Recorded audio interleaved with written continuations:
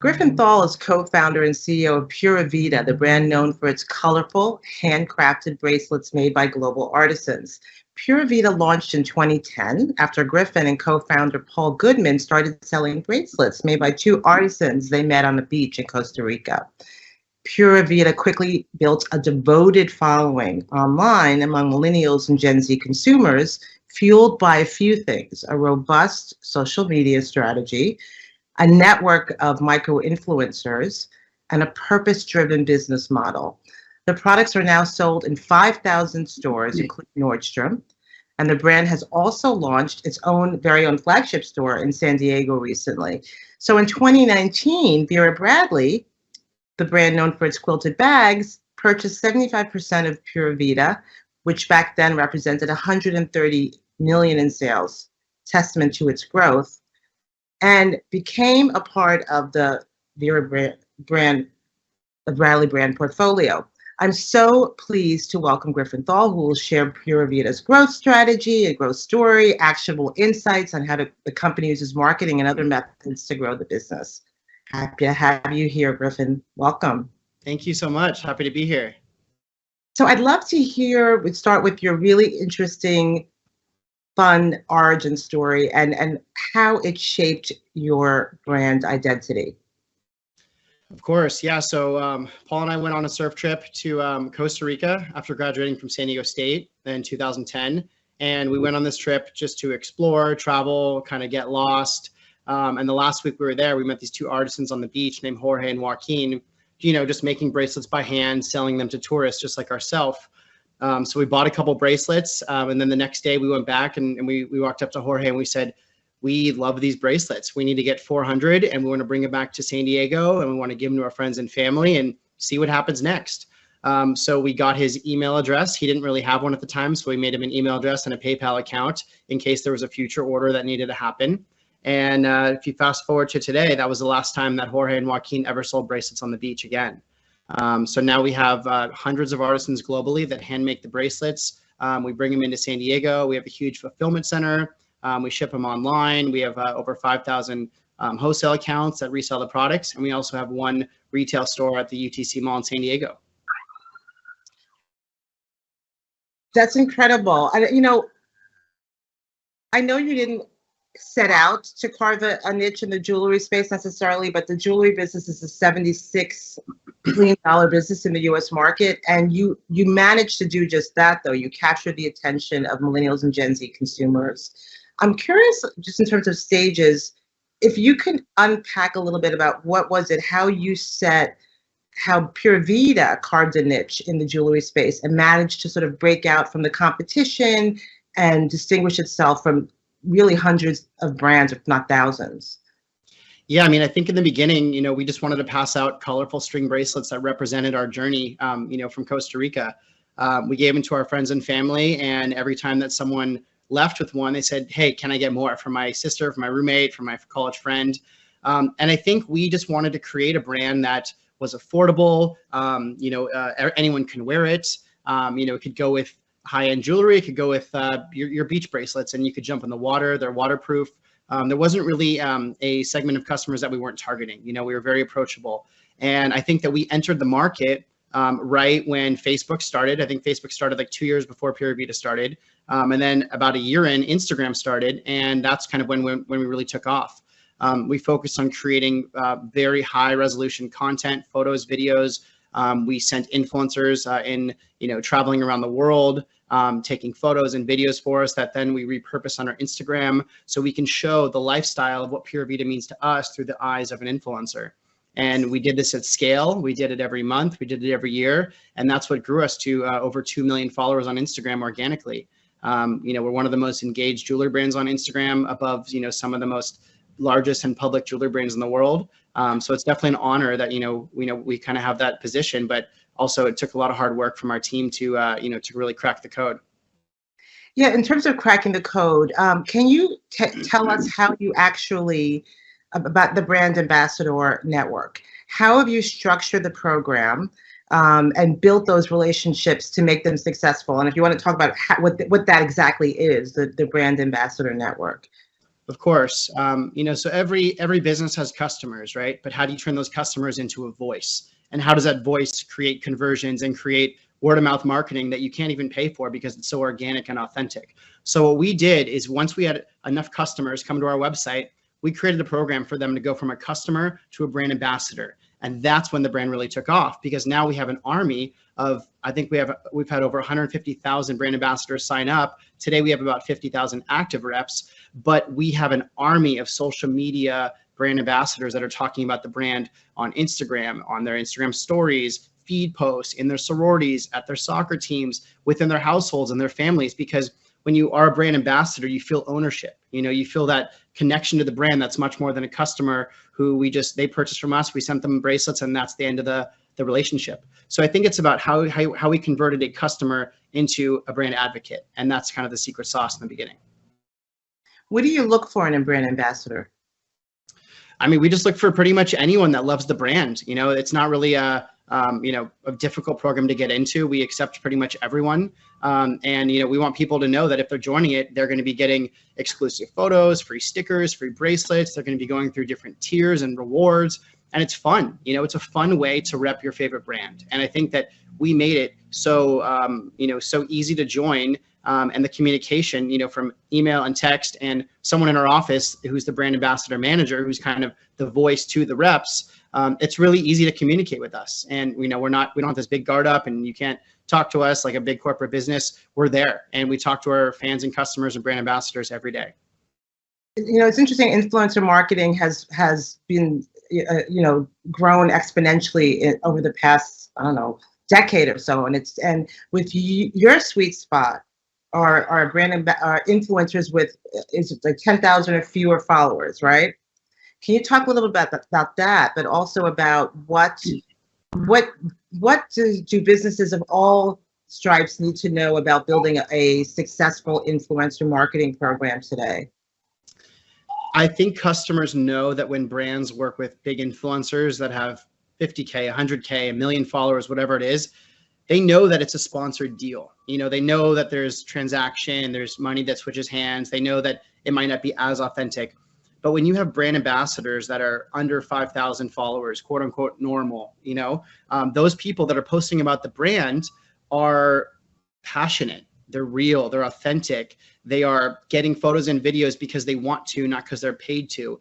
And the people who follow them, they see that it's truthful and real. And I think that that's why a brand ambassador program works so well for a brand like Pura Vida, is because we really tap into that millennial, Gen Z, high school, college demographic. And those people want to be a part of something. It feels good to join something and get recognition and get credit for your hard work. And I think that's what we've created through the program. So it's the authenticity that you can really detect, Yep. or not detect, right? Sort of getting back to a little, I think how you scale the business. I think every year you've doubled sales since 2010. And I know that your partner, Paul Goodman, said that everything you do has to be profitability driven. So can you give us a little taste as to how you initially scaled the business when you were, as a direct-to-consumer brand? So yeah, we started the business completely organic, without doing any paid marketing, for about 2 years or so. We met someone at a trade show who said, we can actually get you in contact with Lauren Conrad from The Hills. And this was back in 2012 when, she was at her peak in popularity. The show was booming, and she was kind of the Gen Z influencer, right? There was no Instagram account, no TikTok account. She had a blog, which sounds even weird to say, but she had a fashion blog, and she had a Facebook and Twitter page. We signed a deal with her. I think it was $8,500, and we took a risk. That was kind of a lot of money for me and Paul just on year 2 to bet on one post. That post drove about 30,000 in sales to our website. And then we signed up for another 3 months with her. And then we signed up for about another year with her. Long story short, the collaboration with Lauren Conrad back in 2012 basically jump-started Pura Vida and our initial customer base before we started using Facebook ads. Then once Facebook ads happened, we were able to create custom audiences using our customer base, which was born from the Lauren Conrad collaboration. So once we were able to do that, we were able to target lookalike customers on Facebook globally with a very specific niche of behaviors. So fast forward to today, what's key to an effective social media strategy for you and in general? Because the landscape has obviously changed. The landscape has changed a ton. The organic reach on Instagram has gone way down than it was in the beginning. Every brand has brand ambassadors now. Every brand works with influencers. So I think for me, my outlook on it now is you don't need to be a true D2C brand. And when I say that, you don't need to be 100% e-commerce driven. You can be 1/3 e-com, 1/3 wholesale, 1/3 your own retail stores, sprinkle in different types of events in there as well. And it's kind of a 360 approach that when you are representing your brand in so many different spots, you build credibility, you build longevity, you build a customer base that are coming from different channels. And I think that if I was to start a brand today, I would not lean in on D2C 100%. It's just not the same ecosystem and economics of scale as it used to be. So I would recommend starting a brand with confidence that you can do it omni-channel. And I think that that's the best way to start a brand today. Yeah, so that's a great segue to my next question, because I think that the thinking is also that, direct to consumer, the costs are low, but it's actually not necessarily the case at all. The costs are high, and then you get a lot more eyeballs with physical retail, right? So that's another expanding your distribution pie, as you just described. So, and along those lines, the next stage of scaling, I'm curious about what were the key steps that you took to move into physical retail? So we actually started the brand wholesale and e-commerce. Okay. So our strategy was not e-commerce only. It was, hey, if a surf store or a boutique or a clothing store or a yoga studio wants to carry Pura Vida, let's let them carry Pura Vida. And I think that at the beginning was to our strength, because then people were buying it at their local places and then going back online to shop a second or third order. So right now, we're about 70% e-commerce, 30% wholesale. And it's kind of been like that since the beginning. I think e-commerce was maybe 90%, 80%, and now it's been at 70% for a while. And so in 2019, Vera Bradley purchased 75%, right, of Pura Vida for 130, which represented back then 130 million in sales, right? So that really shows. It was 130 in valuation, yeah. Valuation, okay. Would love to get, I feel like people don't talk about the behind the scenes strategic, how you did it, so if you could take us behind the scenes as to how you landed that deal, the process, and of attracting the investment, how from a big brand. Yeah, it was definitely interesting. Paul and I, whenever we look back and talk about it, we call it the road show, because we literally went on the road and pitched our brand out to investors all over the US. Would not have done it any other way. We worked our ass off in these meetings, and it was pretty awesome, an amazing experience. So it basically started by us going to trade shows, normal way, getting, new accounts on the wholesale level. And about maybe 6 years in business, someone walked up to us and said, "Hey, love your brand. Would you ever think about selling?" We're like, "Nope, too soon." The next year he came back again, "Love your brand. Would you ever think about selling?" We're like, "Nope, too soon." And then about 8.5 years in, he said, "What do you think about selling?" We're like, "I don't know. We're kind of interested." So we talked to this company. They're in Beverly Hills. Their company is called Sage. They are an investment banking firm. Their job is to pitch brands to investors. You have two types of investors. You have strategic and you have private equity. Private equity is more like financing and banking. And then strategic is more like parent brands that acquire smaller brands. So we had about 25 meetings, management meetings, with the CEOs and COOs of these companies. We had 7 offers to buy Pura Vida. And then we narrowed it down to 2, which was Vera Bradley and then one other private equity firm. The private equity firm came in slightly higher than Vera Bradley, but we realized that we wanted to be a part of a company that shared our brand ethos, that had a staff that we could collaborate with, that dealt with charities, that dealt with product sourcing, and also had experience in wholesale and opening up retail stores, which was kind of the smaller part of the Pura Vida pie. So we chose Vera Bradley, and it was after tons of meetings, tons of diligence, deep into our books and cost of goods and staffing, so much stuff that we didn't even know about. Basically they lifted up the hood and looked at everything on Pura Vida. And after about 1 year and 3 months, we closed a deal. signed the paperwork, made the transaction, and now we've been working with the Vera Bradley team for about 2.5 years now, and it's been pretty awesome. Your biggest growth opportunity today now? I would say our wholesale is still booming, and I would say opening up retail stores. So we have 1 store opened up, we have 3 more this year, and the following year we plan to open 5 to 10 more.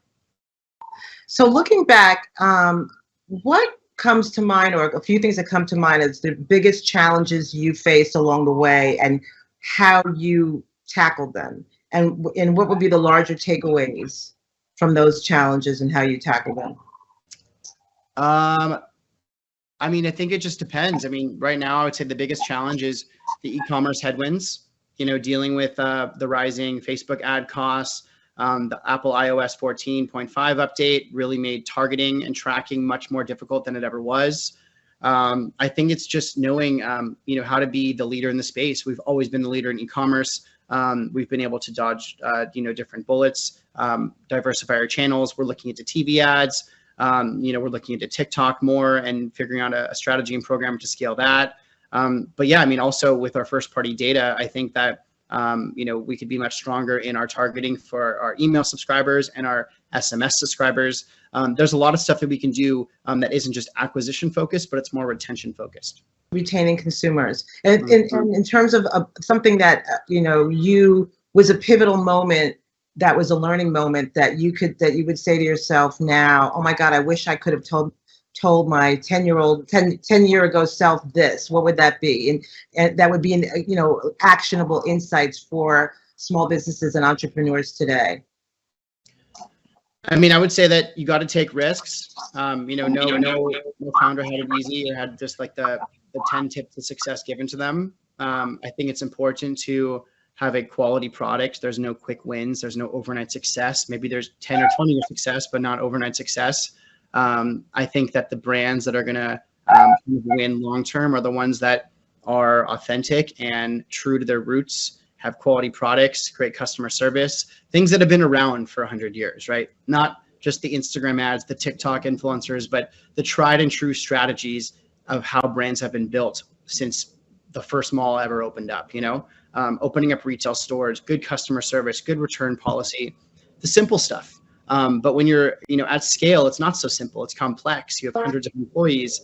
You have people deep in the data. There's a lot of stuff that goes into opening, you know, dozens of retail stores and 5,000 wholesale accounts and scaling an e-commerce business with thousands of orders a day. So I think there's a lot that goes into the recipe of a successful business. And, you know, we're still perfecting it. You know, we've never really perfected it. It's kind of an ongoing project. There's that solid foundational pillars that you're describing, and then there are trends. So my last question for you, and this has been fun, I went too fast. What trends, consumer trends and macro trends, should every business be giving a look at and paying attention to, that you're also paying attention to? I think just, you know, D2C brands that are really heavily focused on Facebook marketing need to diversify. I think that's really important. It's been a big learning for us. You know, I think we had a lot of eggs in one basket for Facebook and Instagram ads. And, you know, now we're really trying to learn other channels and, you know, figure out podcasts and TikTok and digging deeper into email and SMS and, you know, really not putting your eggs in one basket into one acquisition channel. I think that's the biggest thing. And, you know, when it's easy, of course, but then when it gets more difficult, you don't really have the solution for the same strategy. The strategy shifted over the past 10 years and we've always been able to pivot well. So I'm confident that we're going to be able to pivot this one through as well. Exactly, being nimble. Thank you so much, Griffin. It's been a pleasure. Yeah. Thank you. Of course.